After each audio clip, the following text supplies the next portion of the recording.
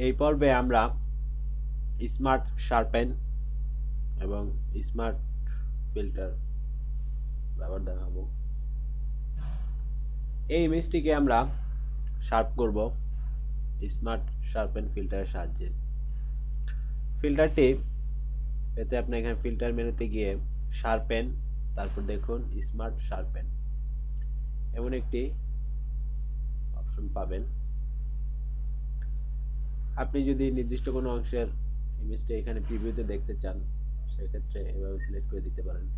এখানে বেশ কিছু অপশন দেখতে পাচ্ছেন। আমরা প্রিভিউ বক্সে যদি চেক করি, কোনো সেটিংস চেঞ্জ করি, তাহলে আমরা সরাসরি ইমেজের কি কি চেঞ্জ হচ্ছে তা আমরা দেখতে পাবো।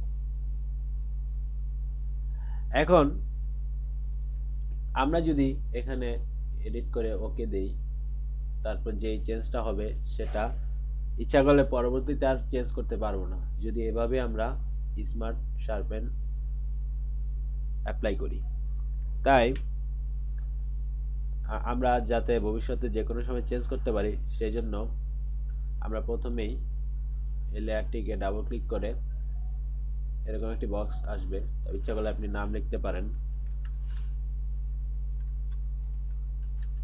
তারপর ওকে। দেখুন আনলক হয়ে গিয়েছে। এবার আপনি এখান থেকে রাইট ক্লিক করে কনভার্ট টু স্মার্ট অবজেক্ট এটি ক্লিক করুন। এটি স্মার্ট অবজেক্টে পরিণত হয়েছে। দেখুন কর্নারে একটি আইকনের সাহায্যে আমরা বুঝতে পারছি এটি একটি স্মার্ট অবজেক্ট। এবার আমরা যদি ফিল্টার মেনুতে গিয়ে শার্পেন, স্মার্ট শার্পেন এই অপশনটি কাজ করি, যেমন অ্যামাউন্ট আমরা বাড়িয়ে অ্যাবাউট 250 নিতে পারি।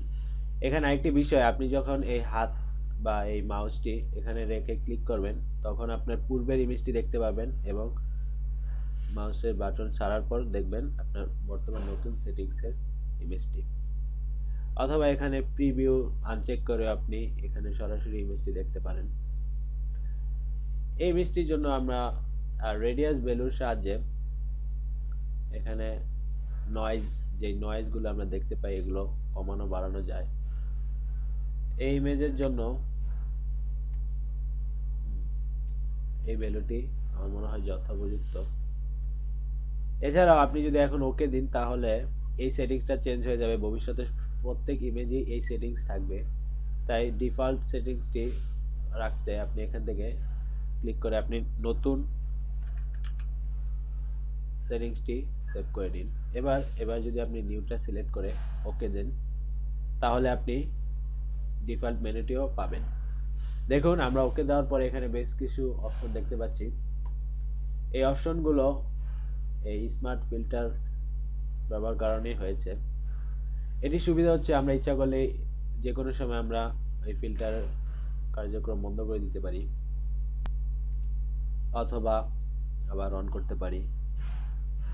তারপর আপনি আবার এখানে যদি ডাবল ক্লিক করে ওপেন করেন, তাহলে আপনি সেই বক্সটি আবার ফিরে পাবেন এবং ইচ্ছা করলে আপনি আবার আপনার প্রয়োজন মতো ভ্যালু চেঞ্জ করতে পারবেন।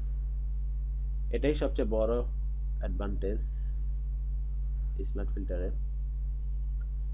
তারপর আরেকটি অপশন দেখুন, এখানে অ্যাডভান্স অপশনটি দেখতে পাচ্ছেন। এখানে শার্পেন, শ্যাডো, হাইলাইট এই অপশনটিগুলোর মাধ্যমে আপনি আপনার প্রয়োজন মতো সেটিংস চেঞ্জ করতে পারেন।